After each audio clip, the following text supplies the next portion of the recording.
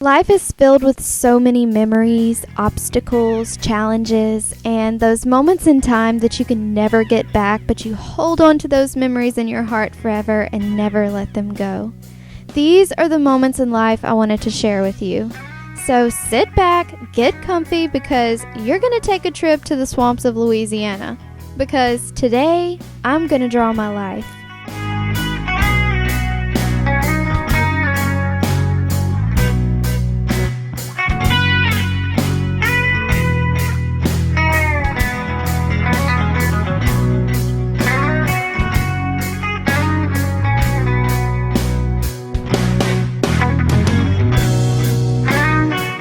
Once upon a time, I was born in a castle by the sea.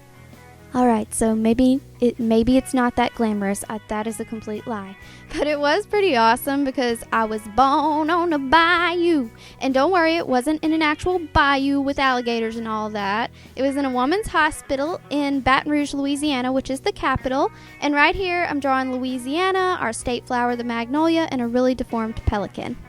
So I was born on October 18th, 1987, and as all of you know, the month of October is the month of my favorite holiday, Halloween. And I remember having a lot of Halloween-themed birthdays. I actually had a witch piñata one year. It was very strange for me. So my mom told me she carried me for 10 months, and she said that I never, ever wanted to come out. And she was like, "Come out," and I was like, "No, Mommy, I want to stay in forever." So finally, when I came out, she decided to name me Breland Emery Kent. Dun dun dun. That's me. That's me. So Mom told me that she had a dream years before I was born that she had a baby girl in her arms named Breland. So she kept the name for 10 years and never told my dad what she was going to name me. So when my parents were discussing what to name me, my dad had recommended the name Brittany. And he asked my mom what she wanted to name me, and she was thinking, and she was like, "I don't want to tell him." She's like, Nunya? So while in the hospital bed, I did finally come out, obviously. My mom named me without his consent while he was outside of the room. And I know that sounds really bad, but he was actually really cool with it because he liked the name Breland, and it definitely grew on him. So my mom got my middle name Emery when she was sitting behind an Emery Express truck on the road when she was pregnant with me. And she said she was trying to find the perfect middle name to go with Breland, and it just drove into her line of sight. And she changed the E to an O, and bam, my middle name. So Mom told me after I was born, there were nurses coming from all over the hospital to look at me. And they told my mom that I was the most beautiful baby they had ever seen. And they were like, "Hey, come see this baby. She's super glitterful." And there I am at 2 hours old. This is my first picture. And I was 6 pounds, 6 ounces, 21 inches long. So I also have a half-sister named Teresa, and she's amazing, and we have the same daddy but different mommies, and I sound like a toddler. So that is me, Teresa, and my daddy, and we're holding hands and all that good stuff. Kumbaya. And then there's Teresa and me. I think I was around 8 months old, and Teresa was around, I guess, 8 to 9 because I had just been born. And then that's us playing around in our living room. And Teresa actually got me as a birthday present because I was born on her 8th birthday. So yes, we have the same birthday, and she always tells me I was the best birthday gift of her life. And we always had double birthday parties, double cakes, and double the presents, and we still do to this day. So here's a picture of our birthday cakes in the 90s. That was like such a long time ago. And mine was the blue one and hers was the pink one. And our cakes definitely should have been opposite because my favorite color is pink and hers is blue. And yes, that's me taking a bite out of my birthday cake. Happy birthday, dear Breland. Happy birthday to you.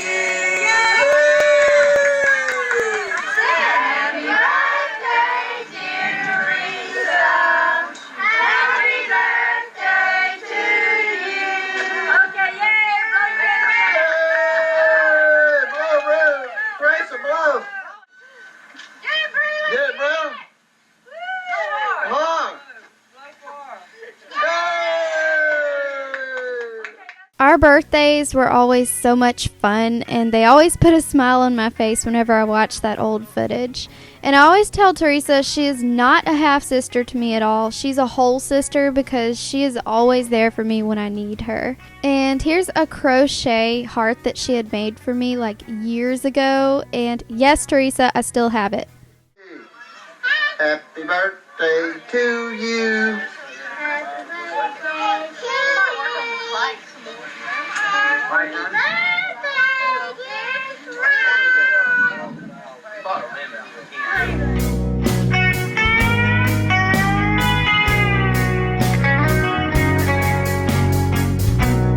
Meet my dinosaur. This was my first toy ever, and it was given to me as an infant, and I used to suck on his head a lot. And as you can see, I still have dinosaur. So as a child, we lived on 10 acres of land in the middle of Spanish Lake Swamp in Louisiana. And it's one of the most beautiful places I've ever seen, and I feel so blessed to have been raised in such an awesome place. And the swamp would flood behind our house every spring, and we loved it because that's when we would take our crawfish nets, crank up the backyard boat, and go crawfishing in our backyard, and it was a blast.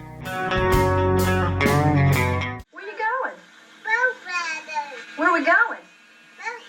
Where at though? In the water. Yeah, well, whereabouts in the water? In our own backyard, huh? We're going boat riding in our yard.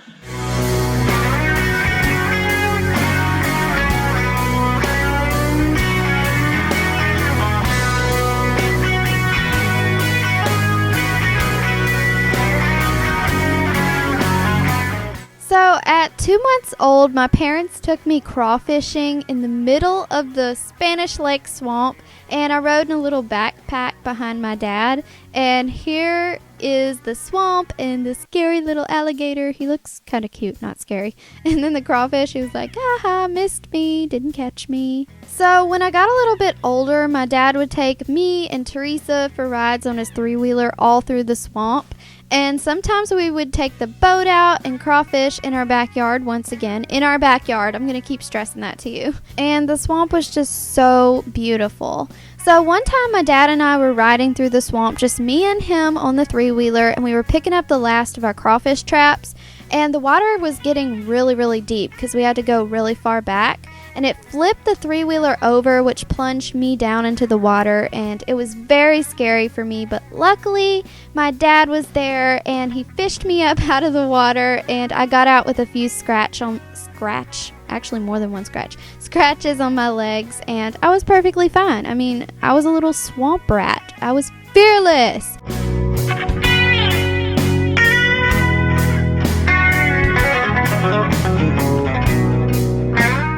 So I love my mom, and she was and is so cool. She is a herpetologist, and that's the scientific study of reptiles. And it's a good thing we lived in the swamp because that is a herpetologist's playground. It was filled with snakes, alligators, turtles, and lizards. And she and I would go on snake hunting adventures all through the swamp almost every day. It was so much fun. And we would find snakes, and she'd bring them back to the house to study and photograph them for the magazine that she wrote for, Louisiana Sportsman magazine. And my mom was a local celebrity with her own column in the magazine. Here's some of her photos from her expeditions. And the name of her column was called Reptile Tales. And she also worked for the wildlife and fisheries and would work in the field tagging and releasing all sorts of animals. And I'd go with her most of the time, and I was her little helper. And she also co-wrote a book called Snakes of Louisiana, and this is her with a huge alligator. They were tagging and releasing them, and I think they were killing them for food, not really sure. And this is her in the paper. And one time, I remember I was around 5, she put me in a Mr. Turtle swimming pool with a giant mud snake, which is completely harmless, by the way. And I remember playing with him like a little girl would normally play with a Barbie, and I pretended to bathe him and nurture him. And looking back, I realized I was a little abnormal, but it was my normal, and I'm proud to have had reptiles as pets, and they were my friends. And my best friend of all was my beloved chicken Frisky. We did everything together. Well, are you going to read her a story? What's the name of that story? The birds. Oh, the birds? Uh-huh. Well, read it to Frisky. I bet she'd like to hear it. Oh, the towers. He's looking at the towers. He's looking at the moon. Sit there. Sit there. Then, when I was around 8 years old, my parents got divorced. And I guess since I was so young, I don't remember feeling anything negative. It never really affected me. It was just me and Mom, and we were really happy. Teresa moved in with my mama, and we still visited on weekends, holidays, and birthdays, and we were always connected throughout my life and still are to this day. My mom and I moved to the banks of the Amite River in Baton Rouge, Louisiana, and my aunt invited us to come live next to her in an extra camp on her property after the divorce, and it was a lot of fun. I was so excited. I still visited my dad on weekends, and we'd always spend time together, and I liked the fact that I could still go back to my childhood home whenever I wanted. I thought of it as a long vacation and was very happy to leave my life in the swamp for a new exciting life on the Amite River. I spent my summertime enjoying sun-filled days swimming in the river, and this is me jumping off the bank doing my cannonballs that I like to do. And there's that pesky alligator ready for a brie snack. And my mom and I would go boating all summer long, and there were lots of fish fries and barbecues and bonfires, and those were my favorite. And I know this sounds really weird, but the smell of boat motor oil is one of my favorite smells because it brings back so many memories. And this is my mom and me with some barbecue, and there's our bonfire, which smelled so good. I love all those yummy smells. So my mom and I would take journeys up and down historical Bayou Manchac, the same bayou that pirate Jean Lafitte sailed his Spanish galleons filled with stolen treasure. I know, so exciting. We would go snake hunting and hiking all through the woods, and we would even look for evidence of the pirate ship. It was a lot of fun. And here's my attempt at Jean Lafitte the pirate. I know he had a peg leg, but not sure if he had a parrot. I know this one is. And again, there's that little questionable alligator. I didn't do a good job on his sketch, but yeah, he'll do. So the road we lived on was called Amite River Road, and it was nothing but gravel surrounded by secluded woods, and there were several camps along the road, but mostly for vacationers and seasonal residents. And my mom and I would walk down the road around sunset every single day, and we had this special place across the street and deep into the woods. That sounds really creepy, but it wasn't. It was fun. And there was an old abandoned camp up on stilts that was starting to crumble down to the ground. And in front of that place was the most beautiful lake with the perfect view of the sunset. And we'd stand there and watch it till the sun was gone. And since my mom was raised on the Amite River, she said she actually knew the family who had lived in that scary house. And we'd always talk about how it looked scary and haunted. And we had long conversations there, which I really miss to this day. And she's like, let's go before the ghosts get us. So after around 4 fun-filled long years of living on the Amite River, we got a phone call from our family in Alexandria, Pineville, Louisiana, and they invited us to come live up in central Louisiana with them. And this was around 2 hours and 30 minutes from us, and again, I was super excited to start a new adventure. And they offered my mom a great job there, and we decided to pack all of our stuff up and move up there. And at this point, I was around 12 years old. So, when we got to Alexandria, we moved into a nice house on a piece of property in the country, and we lived there for around 2 years. And while I was there, I'd climb trees, play out in the woods, and since I'd been living as an only child for so many years, I would still play with my Barbies and dolls. They were my only friends. So one day I'd been climbing trees barefoot in the backyard, and my third toe on my right foot started itching really bad. So I decided to go inside for a while to rest, and the itching turned into throbbing pain. And I told my mom, and she was getting worried because I was laying at the end of her bed screaming in pain. I was like, ah!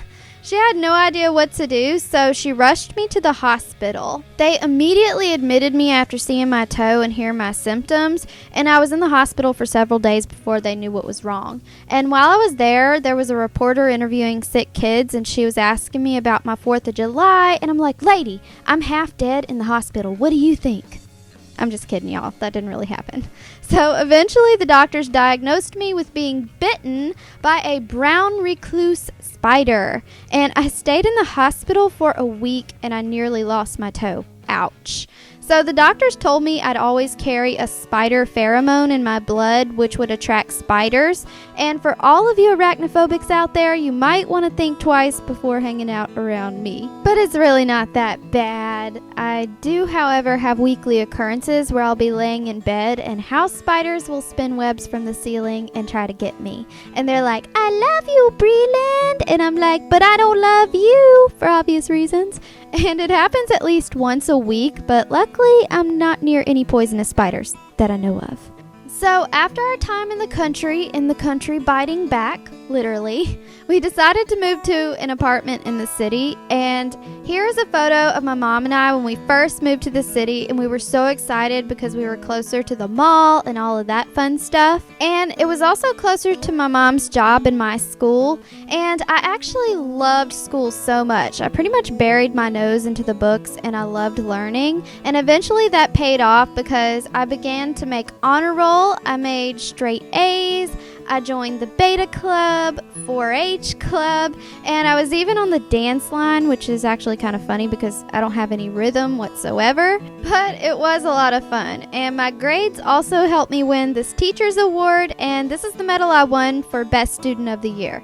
And so while I was in school, I learned a lot more about computers, typing, digital media, and animation. And computer and animation were my favorite classes. And I learned a lot about editing videos and drawing. And this was one of the first times that I really got to take in all of that knowledge about editing. And that's where I learned to edit. When I was 16, I graduated with honors and I received my diploma, and my mom and I then moved to a really nice house in the Garden District of Alexandria. It was so awesome. And I also got my first computer ever for my birthday because I told my mom that's what I wanted.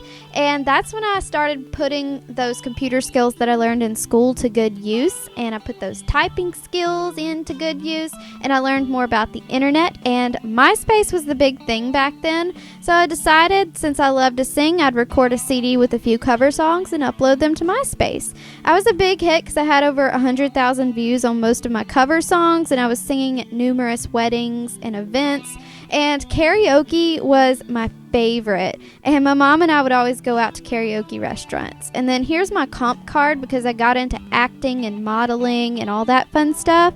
And I also went to acting and modeling classes, and I learned a lot more about film editing, and I even got an agent. And so I went to Shreveport, Louisiana to be an extra on a real movie set for the ABC remake of The Initiation of Sarah with Summer Glau and Jennifer Tilly. And it was so cool seeing the actors in action, like literally in action. They were like, quiet on the set, rolling, action. And that was such an amazing life event to be on set of a real movie. So after getting a little more movie set experience, I auditioned for the HBO series True Blood, and I didn't get the part, but the experience was awesome. Later on that year, I met Jungle Jack Hanna at the Alexandria Zoo, and he was speaking about wildlife preservation, which I'm very passionate about, and it was so cool to meet him. So after a few years of working on movie sets, I got my first job at Office Depot when I was 18, and it was so neat having my own money, and I would help pay bills, and of course, do lots of shopping. So after around 3 to 4 years, we decided to move again to another house that was closer to my mom's job. And that's where I started working at a bakery, and I loved it. It was super yummy. So one day I was super bored, and I decided to download Yahoo Messenger, which was like the Facebook of our day now. And I started going into chat rooms for fun. And on August 31st, 2006, 2 months after the move, this little box popped up on my computer screen that said, "Hey, wanna chat?" And of course I said yes. So I said, "What's your name?" And he said, "My name is David." And he told me he lived in North Carolina. And we eventually decided to exchange photos and phone numbers. And we began talking for hours on the phone. And we even talked on webcam. So after around 3 months, he came to visit me in Louisiana, and we hit it off like we had been together forever. We fell deeply in love, and I invited him to come live with me in Louisiana, and 7 happy years later, we're still going strong. And this is the creepy tree he drew for me on his first visit down, but I love it.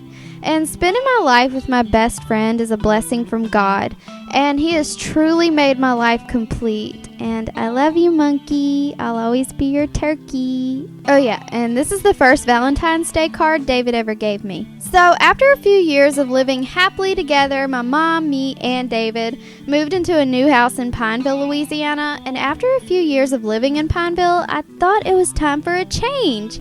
So I went to the local hair salon to get me some highlights. And my mom filmed me while I was getting my highlights done, and this was only supposed to be for family and friends to see on Facebook.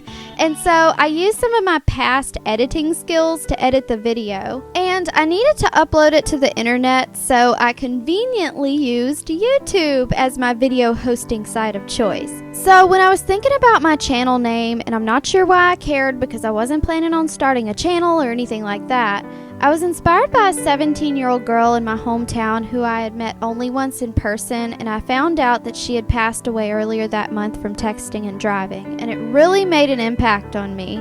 She was beautiful and vibrant, and then she was gone. I was so inspired by her. I wanted to live my life to the fullest for her. So glitter is for her vivacious personality and beauty, and Forever 17 is what she will always be. So on May 20th, 2011, Glitter Forever 17 was created, and I uploaded my video to YouTube and I made it public. And within a few days, it had over 1,000 views, and I was shocked because a new channel, no subscribers, and then I started receiving comments from strangers telling me how much they loved my video and it helped them. So then my subscribers started rolling in like crazy, and it was just so amazing how fast it happened. And then I decided to make more videos because I really enjoyed helping people, and I loved beauty and fashion. So I eventually got partnered and started working with some of the top brands in the world, such as L'Oreal, Tiger Beat Magazine, and eventually 17 Magazine asked me to become part of their 17 Social Club, and I was super excited. After that, Rue 21 asked me to be their spokesmodel for the new Sparkle with Glitter fragrance, and it was 2 dreams coming true at once. So now I'm currently working with the big gaming company Machinima, and they're lending a hand in helping me launch my new gaming channel, Glam Girl Gamer 17. And I'm so excited for all of the blessings and the opportunities that y'all as viewers and glitter critters have given me and what's to come. Because without you, there would be no Glitter Forever 17. There would be no success or opportunities. And for that, I thank you. Thank you for watching, and have a glitterful day.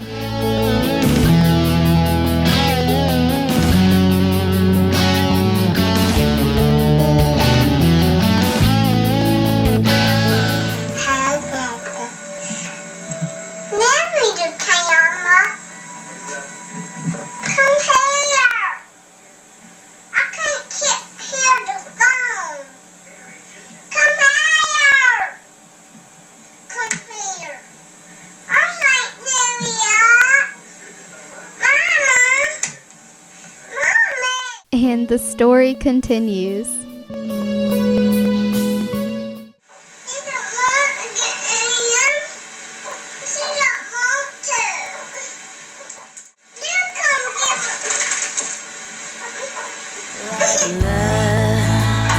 Lonely highway keeps on winding. I'm fighting Bye, y'all. to make sense of it all, like a cold and empty cavern. I'm a million miles from heaven. There's no